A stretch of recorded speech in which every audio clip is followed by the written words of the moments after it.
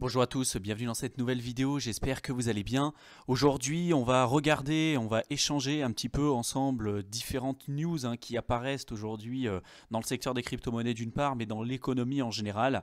Il y a énormément de choses qui se sont passées là ces derniers temps, donc je vais essayer de faire cette vidéo de la manière la plus succincte possible et je vais essayer de vous donner également notre aperçu de l'économie actuelle, de où est-ce qu'on commence à se diriger petit à petit, quels sont les risques et quels sont aujourd'hui les opportunités et les secteurs éventuellement dans lesquels nous on investit à l'heure actuelle. Encore une fois, cette vidéo n'a pas pour objectif de vous dire vous devez investir dans tel ou tel actif. Encore une fois, ça ne regarde que nous. En tout cas, on vous donne simplement ce que nous on fait de notre côté, on vous donne notre ressenti et derrière, comme d'habitude, vous pourrez nous donner un petit peu également ce que vous pensez de tout ça, si vous êtes d'accord, pas d'accord, etc.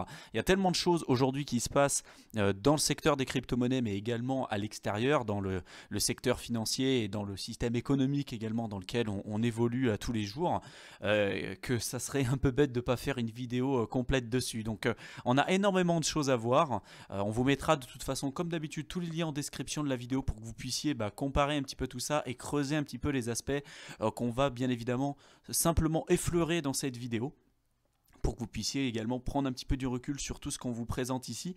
Donc n'hésitez pas à aller creuser un petit peu tout ça de votre côté, on vous mettra tout ce qu'il faut en description de la vidéo comme d'habitude. Pour ceux qui veulent aller plus loin avec nous, n'oubliez pas qu'on vous a mis tous les liens qu'il faut en description de chacune de nos vidéos, que ce soit bien évidemment nos formations et puis également notre ebook pour ceux qui veulent débuter et avoir un premier pas comme ça correctement dans le secteur des crypto-monnaies. Donc n'hésitez pas à télécharger cet ebook, c'est entièrement gratuit.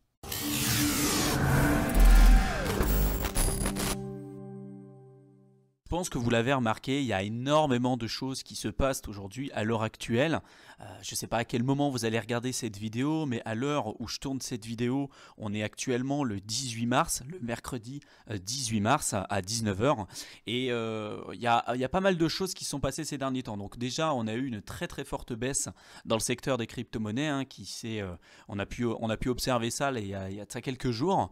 Donc je pense que vous l'avez tous remarqué. Et là, tout un tas de personnes en fait s'affolent. On nous envoie des messages un peu de toutes parts de savoir finalement est-ce que c'est le bon moment pour vendre, est-ce que c'est le bon moment pour acheter. Clairement aujourd'hui on n'en sait rien, on a des pistes et on va essayer justement de vous les présenter un petit peu aussi dans cette vidéo et de vous ouvrir un petit peu l'esprit également sur ce qui se passe à l'extérieur, puisque vous l'avez compris, le fondamental vraiment du secteur des crypto-monnaies et plus particulièrement sur l'apparition du Bitcoin, c'est de essayer de pallier finalement à une crise monétaire et à au risque finalement d'inflation importante qu'on peut avoir aujourd'hui sur les monnaies fiduciaires. C'est ce pourquoi a été créé le Bitcoin, pour donner une alternative finalement aux monnaies fiduciaires. Alors il y a tout un discours, il y a tout un débat qui existe sur finalement le récit qu'on va pouvoir donner au Bitcoin. Alors pour certains, Bitcoin a complètement échoué, ce pourquoi il a été créé au départ. Notamment au départ, il avait pour vocation de devenir une monnaie digitale peer-to-peer, donc de personne à personne, être utilisé en tant que cash, l'équivalent du cash en fait si vous voulez, pour acheter par exemple du pain, du café, etc. Et on sait qu'aujourd'hui, toutes ces petites transactions, Bitcoin aujourd'hui a énormément de mal à faire ça avec tous ces problèmes liés à sa scalabilité. Ça, on vous l'a déjà présenté au travers de nos différentes vidéos sur YouTube. Donc, il y a d'autres personnes, finalement, notamment les personnes qui sont aujourd'hui chez Blockstream, qui sont chargées de développer et d'améliorer finalement le protocole Bitcoin, qui ont changé finalement ce récit à travers Bitcoin, qui serait notamment aujourd'hui l'or 2.0 ou le digital gold. Alors, il y a tout un tas de notions que vous avez sans doute de votre côté et qui permettent de corroborer un petit peu tout ça et de comprendre finalement pourquoi on appelle Bitcoin l'or 2.0, notamment tous les avantages qu'a Bitcoin par rapport à l'or. Premièrement, c'est beaucoup plus simple de transférer du Bitcoin d'un point A à un point B par rapport à l'or, ça va être beaucoup plus cher et beaucoup plus difficile de manière logistique pour pouvoir transférer de l'or que du Bitcoin. C'est beaucoup plus facile également de le diviser, ça vous le savez, 100 millions de Satoshi, ça fait l'équivalent d'un Bitcoin, donc vous pouvez acheter des parties finalement des portions de Bitcoin comme vous pouvez acheter des portions finalement d'or. Mais c'est vrai que si demain vous devez faire des transactions en or, c'est quand même un peu plus compliqué, puisque pour le diviser, c'est un peu plus difficile de le faire avec de l'or qu'avec du Bitcoin. Et puis il y a également le fait que l'or est quand même rare. On ne peut pas s'amuser à augmenter comme ça du jour au lendemain le nombre d'or qu'on a en circulation, bien qu'on sait qu'on ait énormément d'or sur la planète Terre, mais qu'aujourd'hui on n'a pas les moyens pour pouvoir l'extraire. Donc c'est en ça que l'or aujourd'hui est une valeur refuge, puisqu'on ne peut pas se permettre aujourd'hui, il faudrait énormément d'argent pour pouvoir aller rechercher cet or-là, pour pouvoir l'extraire et pour pouvoir finalement l'utiliser en tant que réserve de valeur. Donc aujourd'hui, on ne peut pas se permettre, comme les monnaies fiduciaires par exemple, on ne peut pas imprimer finalement de l'or comme on le souhaite, tout comme on ne peut pas imprimer des bitcoins comme on le souhaite. On sait que Bitcoin s'est capé à 21 millions d'exemplaires, sachant qu'on en a perdu déjà à peu près 4,5 millions à l'heure où je tourne cette vidéo. Donc en ça, Bitcoin se rapproche de l'or, vu qu'on ne peut pas augmenter un petit peu comme on le souhaite le montant total de Bitcoin sur le marché, mais on peut améliorer. On sait qu'on a à chaque fois petit à petit de l'or qu'on extrait de la terre comme ça chaque année, ce qui fait qu'on a une inflation à peu près, je crois, de 2% sur l'or chaque année, puisqu'on arrive toujours à en extraire petit à petit, mais ça reste quand même relativement faible au vu finalement du matériel qu'on utilise et des technologies qui sont utilisées aujourd'hui pour pouvoir extraire de l'or. Donc c'est en ça que finalement ces deux procédés finalement, que Bitcoin et l'or se rapprochent. On a la rareté, on a la divisibilité qui est plus intéressante au niveau de Bitcoin que l'or, et puis on a également la réserve de valeur entre les deux. Bien évidemment, l'or a un historique qui est nettement plus grand. Donc aujourd'hui, c'est acté que l'or est une réserve de valeur. Pour Bitcoin, ce n'est pas du tout le cas pour le moment. Il y en a beaucoup qui disent que finalement ce récit en fait de Bitcoin comme étant une réserve de valeur s'est complètement effondré au vu de la récente baisse qu'on a pu voir sur le marché des crypto-monnaies. Et pour ça, il y a plusieurs raisons, et pour cela aussi, on va essayer d'y apporter plusieurs réponses. Et ensuite, on va rentrer dans toutes les infos économiques qu'on voit et quelles sont finalement pour nous les évolutions à venir qu'on peut voir sur le marché des crypto-monnaies et sur l'économie en général, puisqu'il y a tellement de choses à dire qu'on va essayer de vous présenter ça en plusieurs parties. Premièrement, Bitcoin avait comme narration un petit peu de devenir l'or 2.0 et une réserve de valeur. Donc déjà, il n'y a pas du tout le même historique entre Bitcoin et l'or. Et il faut savoir qu'aujourd'hui, la crise sanitaire qu'on voit apparaître, c'est plutôt, comme je viens de le dire, une crise sanitaire. Ce n'est pas une crise tout de suite qui est financière, ce n'est pas encore tout de suite une crise économique, bien que on s'y approche quand même dangereusement, et on va le voir dans cette vidéo. Mais ce qui a provoqué finalement la baisse du Bitcoin, il y a énormément de choses. Il y avait notamment les personnes qui faisaient du long ou du short, donc qui pariaient soit à la hausse ou à la baisse sur les marchés financiers, notamment sur BitMEX. Il y avait énormément de personnes qui étaient longues, et en fait il y a eu une réaction en chaîne qui s'est passée, puisque tous ceux qui étaient longues se sont fait liquider comme ça en une seule soirée, avec des stop-loss qui se sont directement finalement déclenché comme ça au fur et à mesure, ce qui a entraîné le cours à la baisse et qui a accentué la baisse. On va vous faire également une autre vidéo par la suite qui va vous expliquer un petit peu l'impact que va avoir cette baisse et l'impact du prochain halving sur le minage, parce que en effet il y a énormément de choses qu'on peut dire là-dessus, et vous savez que ce sont les mineurs aujourd'hui qui permettent de sécuriser le réseau, de valider vos transactions. Donc en effet, si c'est plus rentable pour eux de pouvoir miner du Bitcoin, il n'y a plus aucun intérêt à ce qu'ils continuent finalement de miner du Bitcoin, puisqu'ils ne sont pas là pour vos beaux yeux, et donc finalement ils vont débrancher leur appareil. Donc ça pareil, on va parler de là-dessus, mais on va parler sur ce sujet, mais peut-être un petit peu plus tard, sans doute sur une autre vidéo.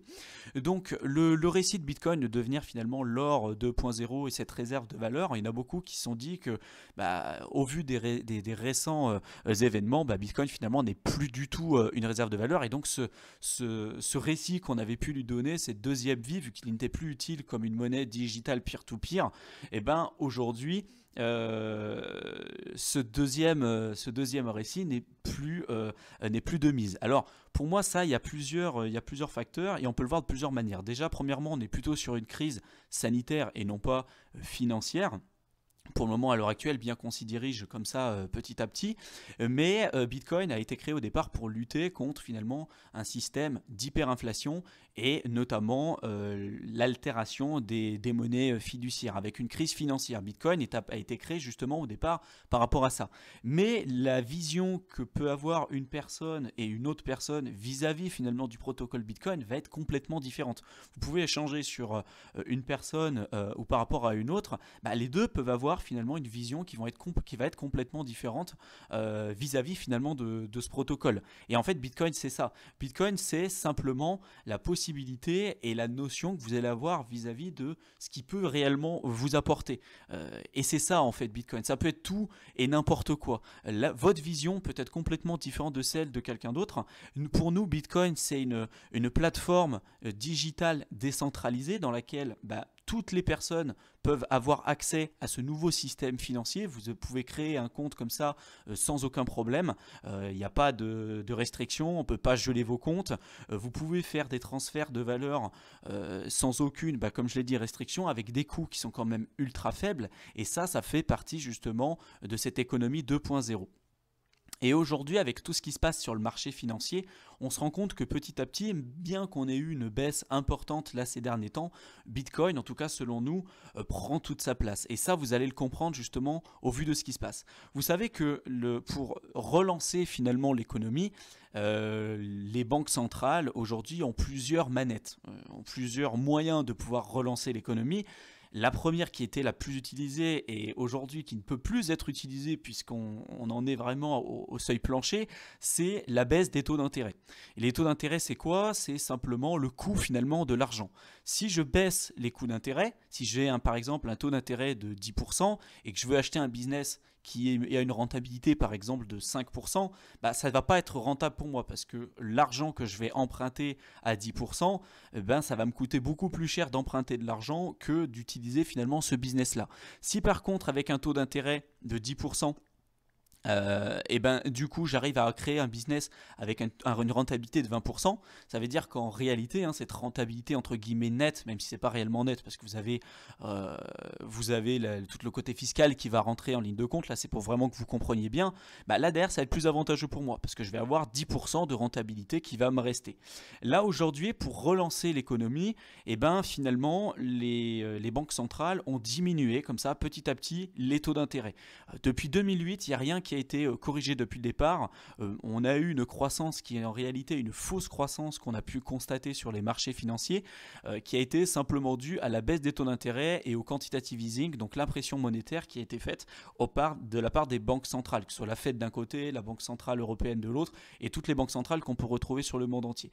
Donc en fait, les banques centrales ont une deuxième possibilité de pouvoir, j'ai envie de dire, booster l'économie. Premièrement, donc c'est ce que je vous ai dit, les taux d'intérêt, mais aujourd'hui on arrive sur des taux d'intérêt qui sont négatifs, notamment sur la plupart des pays européens, donc ce qui n'a aucun sens en fait. Ça veut dire qu'on va vous donner de l'argent pour que vous puissiez emprunter de l'argent. Donc en fait c'est vraiment quelque chose qui n'a ni queue ni tête. Aujourd'hui c'est incompréhensible. Et il y a 10 ans, vous auriez dit à des économistes, et même à nous, qu'on allait avoir là dans quelques années des taux d'intérêt négatifs, on vous aurait pas cru. Et malheureusement, c'est ce qu'on voit aujourd'hui. Et donc, en fait, on donne de l'argent à des personnes pour qu'ils puissent emprunter de l'argent. À quel point on est sur un marché qui n'a vraiment ni queue ni tête. Et ça, il y a très peu de gens aujourd'hui qui s'en rendent compte. Le deuxième moyen aujourd'hui qu'ont les banques centrales pour pouvoir relancer l'économie, c'est le quantitative easing. Et le quantitative easing, c'est l'impression monétaire. Et c'est ce qu'elles font depuis maintenant plus de 12 ans. Elles impriment de l'argent directement pour l'insuffler dans les marchés financiers pour continuer finalement et d'éviter que le marché se casse la gueule. Pourquoi elles font ça? Parce que justement les banques aujourd'hui ont placé énormément d'argent, les banques commerciales et de marché ont placé énormément d'argent sur les marchés financiers, que ce soit les pensions de retraite américaines, que ce soit également l'argent que vous avez déposé finalement dans vos assurances vie, etc. Tout ça c'est de l'argent en fonction de l'endroit où vous l'avez placé. Hein. Si c'est plutôt des comptes qui sont dynamiques, c'est sur des fonds monétaires en euros, etc., ça ne va pas être placé de la même manière. Mais l'inconvénient, c'est que aujourd'hui, si les marchés financiers baissent, les banques centrales et les banques annexes ne peuvent plus se permettre de laisser baisser le marché. Puisqu'aujourd'hui, on a des banques systémiques, comme par exemple la Deutsche Bank ou Wells Fargo ou d'autres banques également américaines. On dit qu'elles sont systémiques, ça veut dire que si elles tombent, c'est tout le marché financier qui s'écroule avec elles. On a également le Crédit Mutuel, on a d'autres banques, également la Société Générale, qui sont des banques systémiques et qui posent aujourd'hui un très grand nombre de soucis si jamais elles venaient à faire faillite. Et aujourd'hui, on sait que si les marchés financiers baissent de manière trop importante, ces banques-là sautent avec l'épargne de toutes les personnes qui ont l'argent finalement dans leurs fonds, dans les fonds propres de cette entreprise-là. Parce qu'il faut savoir que quand vous déposez de l'argent dans une banque, c'est finalement de l'argent que vous placez chez eux. Hein, c'est comme une entreprise. Si jamais cette entreprise-là fait faillite, vous perdez vos fonds.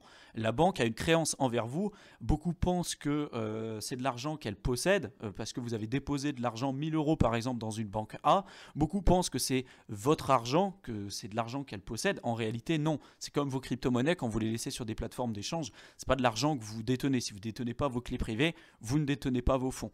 Dans le secteur financier, c'est la même chose. Entre guillemets, vous n'avez pas de clés privées, mais si vous laissez vos fonds dans une entreprise ou là, en l'occurrence, dans une banque, si cette dernière fait faillite, vous perdez vos fonds et finalement la créance qu'avait la banque envers vous, elle ne sera pas en mesure d'honorer cette créance et donc vous perdez vos fonds. Et donc on voit très bien qu'aujourd'hui on arrive à bout de souffle au niveau de l'économie puisque ces deux leviers aujourd'hui tournent à plein régime. La Fed a récemment baissé ses taux d'intérêt. Je vous mettrai les liens de toute façon en description de la vidéo. En 2 semaines, la Fed a baissé ses taux d'intérêt à 2 reprises.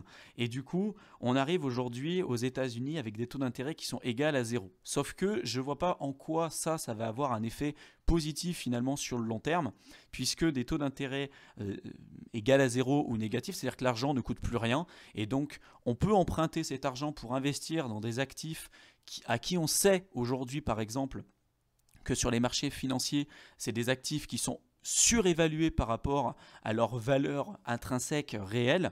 On a imprimé de l'argent pour directement l'insuffler sur les marchés financiers avec aucune répercussion et aucune corrélation, je dirais, normale vis-à-vis de l'économie réelle. On a vu une augmentation comme ça constante depuis 2008 sans aucune correction et sans aucune interruption en fait si vous voulez sur le long terme depuis 2008 sur les marchés financiers, alors qu'on sait qu'on aurait dû avoir des corrections et ça a été finalement soutenu grâce au quantitative easing et grâce à l'impression monétaire et à l'argent pas cher lié au taux d'intérêt nul voire négatif. Et donc en fait on voit que petit à petit la seule arme qui reste par les banques centrales, c'est justement l'impression monétaire. Et cette impression monétaire, qu'est-ce qu'elle a pour effet? C'est finalement de dévaluer votre argent, l'argent que vous avez laissé finalement sur votre compte en banque, dans laquelle en fait toute votre vie est directement teintée sur cette monnaie fiduciaire que vous avez. Si aujourd'hui vous êtes par exemple en France, toute l'économie que vous avez dans votre compte en banque, si vous avez investi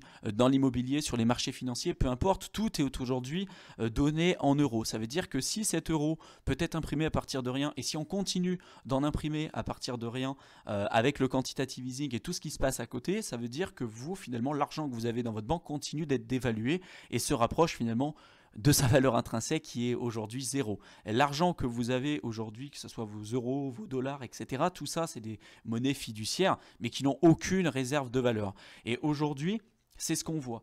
Qu'est-ce qui se passe aujourd'hui au niveau de l'économie? Par exemple, avec Boeing, j'avais trouvé un article qui était vraiment pas mal et qui présentait que, par exemple, là, Boeing, alors c'était ici, voilà, qui demandait finalement un bail-in, donc un bail-out, pardon. En fait, un bail-out, qu'est-ce que c'est? C'est on va demander à l'économie américaine, à la banque centrale américaine, de faire en sorte de renflouer les pertes qu'on peut avoir sur ces grandes entreprises. Notamment Boeing, on sait que si elle fait faillite, c'est un gros manque pour l'économie américaine. Et aujourd'hui, Trump même a dit qu'on ne peut pas se permettre de laisser Boeing finalement s'écrouler.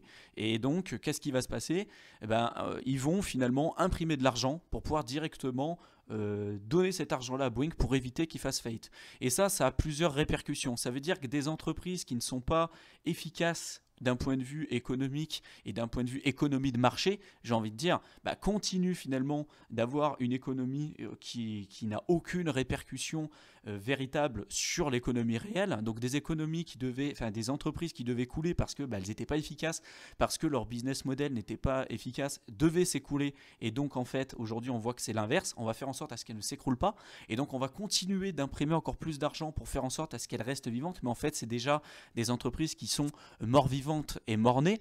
Et donc ça va continuer en fait, si vous voulez, de s'accentuer avec le temps. Là, c'est un exemple avec Boeing qui demande plusieurs milliards de dollars à la Fed pour qu'ils puissent continuer finalement d'opérer comme ça, mais ça ne va pas corriger les problèmes parce qu'on sait très bien que ces entreprises-là savent dans tous les cas qu'elles vont pouvoir se faire soutenir et aider par le gouvernement américain malgré le fait qu'il y ait eu des fautes de gestion et que les gestionnaires finalement de ces entreprises-là ne seront pas mis en prison, il n'y aura aucune représaille vis-à-vis de ces personnes-là et donc vous et moi qui sommes les petits épargnants qui avons un petit peu d'argent de côté, verront finalement leur économie diluée vis-à-vis de tout ce qui se passe aujourd'hui. Donc pour récapituler, on a des taux d'intérêt qui sont aujourd'hui nuls, voire négatifs, pour entre guillemets faire en sorte à ce que les gens aient envie d'investir, mais au vu de tout ce qui se passe aujourd'hui, il n'y a aucun intérêt pour toutes les personnes comme vous et moi d'investir, puisqu'on n'a pas confiance finalement dans l'avenir, et c'est pas parce que vous allez passer d'un taux d'intérêt qui va être de 1% à 0 que du jour au lendemain, toutes ces personnes-là vont décider d'investir sur les marchés financiers. C'est une première chose. Deuxièmement, aujourd'hui, on a eu là une crise du repo, donc du marché interbancaire. Les banques aujourd'hui ne se font plus confiance. Donc qu'est-ce qui se passe? C'est-à-dire que si aujourd'hui les banques ne se font plus confiance, c'est-à-dire qu'elles ne se prêtent plus de l'argent comme ça. Le repo, c'est des prêts de très courte durée. Donc du jour au lendemain, comme ça, on va avoir des banques qui vont demander quelques milliards. Elles vont donner en collatéral certaines obligations, certains titres financiers. Mais admettons, pour que ce soit plus simple pour vous, admettons que je vous demande 1000 euros, que vous deviez me prêter 1000 euros et je vous donne par exemple ma voiture en échange, vous prenez ma voiture et si demain je ne vous rends pas ces 1000 euros, vous gardez ma voiture et vous la vendez au prix du marché pour récupérer ces 1000 euros. Sauf que là aujourd'hui ce qui se passe avec les banques, c'est que toutes les banques ont peur finalement que l'autre ne puisse pas les rembourser, même avec le collatéral qu'elles vont donner pour pouvoir éventuellement récupérer leur mise si jamais il y a une faillite ou peu importe. Les banques n'ont plus confiance puisque le collatéral qu'elles donnent en échange, c'est des collatérales qu'on appelle des junk bonds. Et donc en fait c'est des mauvais, très mauvais collatérales. Et donc en fait ce qui se passe, c'est que la Fed imprime de l'argent directement pour insuffler de la liquidité sur les banques puisqu'elles ne se font plus confiance. C'est ce qu'on appelle le repo. Et aujourd'hui, il y a une véritable crise de repo puisque là, chaque jour, depuis que je tourne cette vidéo, là, depuis ces 2 derniers jours, la Fed imprime des trillions de dollars directement sur le marché du repo pour pouvoir permettre et continuer d'avoir une liquidité importante sur les marchés financiers et entre les banques, puisqu'aujourd'hui les banques ne se font plus confiance. Et donc ces trillions comme ça sont imprimés à partir de rien, ce qui va venir diluer finalement la monnaie et le pouvoir d'achat que vous avez de votre côté. Et là on est vraiment dans un système qui est encore non connu depuis toute l'histoire de l'humanité. Jusqu'à présent on avait toujours une monnaie qui était directement liée à un actif tangible, notamment l'or ou les métaux précieux en général, et aujourd'hui c'est plus du tout le cas. Depuis 1971, on n'a plus du tout aucune corrélation entre les monnaies fiduciaires et des actifs tangibles, la véritable monnaie, puisque je vous rappelle que pour être une véritable monnaie, il faut qu'il y ait une réserve de valeur. Et aujourd'hui, les monnaies fiduciaires qu'on appelle monnaie, en réalité, ce n'est pas des monnaies, c'est plutôt des devises, puisqu'elles n'ont aucune réserve de valeur, alors que l'or, finalement, lui, a une véritable réserve de valeur.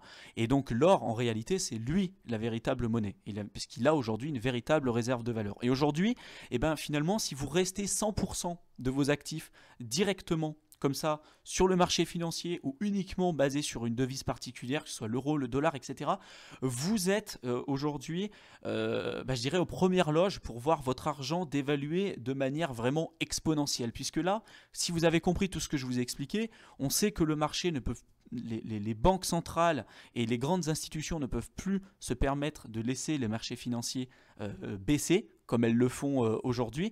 Donc elles vont continuer d'insuffler de l'argent au fur et à mesure comme ça. S'il faut qu'elles impriment 100 trillions de dollars comme ça du jour au lendemain pour pouvoir faire en sorte à ce que le marché augmente, elles le feront. On a plusieurs sources, et on vous mettra les sources en description de la vidéo, qui ont montré qu'aujourd'hui toutes les banques centrales du monde entier ont reçu un feu vert pour imprimer autant d'argent qu'il faut pour pouvoir faire remonter les marchés financiers et éviter qu'il y ait une crise, je dirais, systémique au niveau mondial. Et ça, en fait,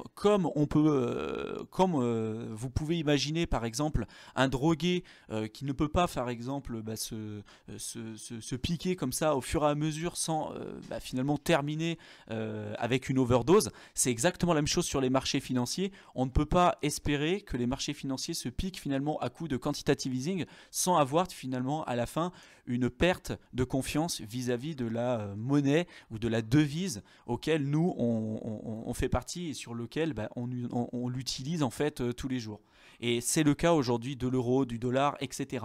Toutes les monnaies aujourd'hui sont liées au même problème et on voit que ce problème-là est accentué au fur et à mesure du temps. En fait, si vous voulez, la crise sanitaire auquel on fait partie aujourd'hui, c'est simplement le catalyseur d'un mal-être qui est aujourd'hui bien plus profond et qui est apparu en 2008 et qui n'a encore jamais été corrigé depuis 2008. Et ça, on vous en a déjà parlé dans plusieurs de nos vidéos. Donc, aujourd'hui, le meilleur moyen aujourd'hui que nous on voit pour pouvoir protéger nos actifs et éviter finalement cette inflation qui risque d'arriver dans les temps à venir, c'est dans un premier temps l'or, puisqu'aujourd'hui c'est une réserve de valeur qui est actée, l'argent également qui est aujourd'hui ultra sous-évalué vis-à-vis de l'or et vis-à-vis de tous les autres actifs qu'on connaît à l'heure actuelle, et également aujourd'hui le Bitcoin, nous malgré le cours qu'on a aujourd'hui et malgré tout ce qui se passe, on est toujours ultra bullish dessus puisque c'est pour ça que Bitcoin a été créé, pour finalement pallier tous ces risques d'inflation et tout ce qui va se passer dans les temps à venir. Si demain on a un risque d'hyperinflation et on a une perte de confiance totale vis-à-vis de toutes les monnaies fiduciaires qu'on peut voir aujourd'hui, vous pensez que les gens vont placer leur argent où? Est-ce qu'ils vont plutôt le placer dans des actifs tangibles comme par exemple l'immobilier? Et nous on pense que c'est également un secteur d'avenir, bien que dans certaines villes il y a énormément il y a des très grosses bulles, à Paris, à Lyon, etc. Ou même à New York, à l'étranger, il y a des villes où on est complètement dans une bulle incroyable. Donc le marché de l'immobilier de toute façon en cas de crise systémique va morfler, mais c'est vrai que c'est un actif tangible. Vous avez quelque chose de concret. Demain, votre bout de papier, si vous avez 250 000 euros dans votre compte en banque, en effet, demain, si vous avez une hyperinflation, vos 250 000 euros ne peuvent valoir strictement plus rien. Donc nous, ce qu'on fait de notre côté, ce n'est pas un conseil financier, ce qu'on vous dit là. On vous dit simplement ce que nous, on fait de notre côté. On investit activement dans les métaux précieux, que ce soit l'or, l'argent, également dans Bitcoin puisqu'on pense que c'est une réserve de valeur ou en tout cas qui pourrait éventuellement se révéler être une bonne réserve de valeur en cas d'hyperinflation et pas en cas de crise sanitaire, puisque ce qu'on a vu ces derniers temps, c'est une baisse énorme sur le cours en fait de tous les actifs, que ce soit même l'or, l'argent, donc bien évidemment les crypto-monnaies et puis tout ce qui va être aussi marché de l'immobilier et également les marchés financiers en général, les actions, les obligations. Donc même finalement l'or qui est aujourd'hui une réserve de valeur a vu son cours baisser. Et pourquoi on a vu ce cours baisser? Tout simplement parce que les personnes qui avaient pris des effets de levier beaucoup trop importants et des risques beaucoup trop importants n'ont pas eu la possibilité, les liquidités nécessaires pour pouvoir répondre à leurs engagements. Si vous avez parié à la baisse avec des effets de levier, que vous avez emprunté de l'argent finalement pour pouvoir investir sur les marchés financiers, que vous avez perdu trop d'argent, déjà vos positions sont liquidées et en plus vous devez rembourser la dette que vous avez vis-à-vis des positions que vous avez prises. Et donc il y a beaucoup de personnes qui ont dû finalement vendre à perte leurs actifs et donc qui ont vendu par exemple leur bitcoin, leur crypto-monnaie en général et également même les actifs tangibles comme par exemple l'or et l'argent qui on sait aujourd'hui qui sont des réserves de valeur. Et ça c'est très très très important puisque pour beaucoup on a tendance à zoomer sur un seul événement, de regarder sur 2-3 jours ce qui se passe et finalement sur le long terme on ne se rend pas compte des événements. Et aujourd'hui Bitcoin en effet c'est peut-être pas le meilleur actif à avoir en ce moment en cas de crise sanitaire, en tout cas en cas de crise monétaire, on pourra voir si finalement ceux qui auront parié à la hausse sur le Bitcoin et qui auront eu confiance finalement à cette évolution sur le long terme auront eu raison ou non. En tout cas, nous on reste toujours très optimiste et très positif vis-à-vis de l'évolution de ce cours sur le long terme puisqu'on sait aujourd'hui que le fondamental n'a pas changé et que c'est ce pourquoi aujourd'hui a été créé Bitcoin et les crypto-monnaies en général. Alors en effet, il y en a beaucoup qui vont y perdre leur peau et qui vont non pas avoir la vision, je dirais, long terme, mais encore une fois, ça ne tient qu'à vous de vous former, de comprendre ce pourquoi les crypto-monnaies ont été créées, c'est pas parce que on va perdre 60% en une soirée que c'est la fin du monde. Il y en a pour beaucoup, ça a été compliqué, qui ont vendu finalement à perte. Pour d'autres, ça a été un moyen de pouvoir racheter plus bas. Alors, est-ce qu'on va continuer de descendre? Je ne sais pas. En tout cas, si vous êtes optimiste dans le secteur des crypto-monnaies, c'est vrai que là, aujourd'hui, vous avez un rabais qui est important. Et dernier point et pas des moindres, c'est que là, récemment, le 16 mars, le gouvernement américain a fait l'équivalent d'un airdrop, si vous voulez, dans le marché traditionnel, et a donné l'équivalent, et souhaite donner l'équivalent de 1000 $ à tous les Américains pour qu'ils puissent investir et pour qu'ils puissent continuer de consommer, pour relancer l'économie.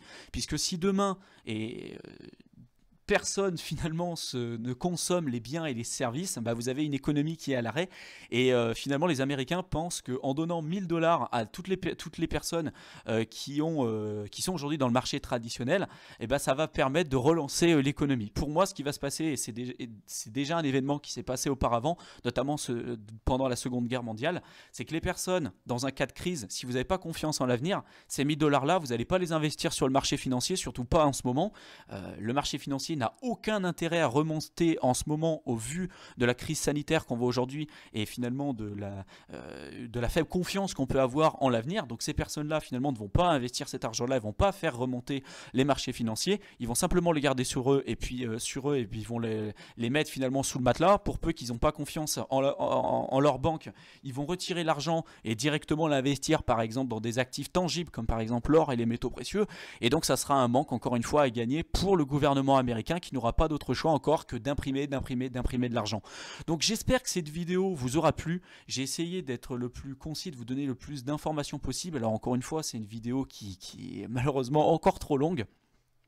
En tout cas, j'espère que vous avez compris le message et d'essayer de prendre du recul vis-à-vis de tout ce qui se passe. C'est pas parce qu'on va avoir une baisse importante et qui peut faire peur au premier abord dans le secteur des crypto-monnaies qu'il faut perdre de vue ce pourquoi a été créé et ce pourquoi est né finalement tout ce marché qu'on connaît aujourd'hui. Si vous avez des questions, des interrogations, besoin peut-être de plus de précision sur tout ce que je vous ai expliqué, n'hésitez pas à nous le mettre en commentaire de cette vidéo.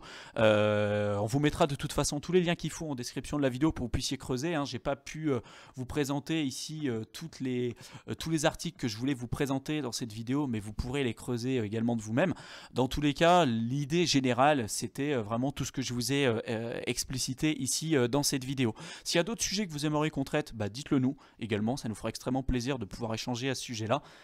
Je pense que ça peut être pas mal de savoir également votre ressenti sur l'avenir. Est-ce que vous êtes plutôt positif? Est-ce que vous êtes plutôt négatif? Est-ce que vous pensez que la baisse des marchés ne fait que commencer, ou est-ce que finalement on a déjà atteint le bottom et qu'on va avoir plutôt une hausse comme ça dans les temps à venir? Je pense que ça peut être intéressant d'échanger là-dessus. Et puis comme d'habitude, pour tous ceux qui veulent aller plus loin avec nous, vous avez tous les liens qu'il faut en description de chacune de nos vidéos. Je vous souhaite une excellente fin de soirée, j'espère vous retrouver dans une prochaine vidéo. Salut!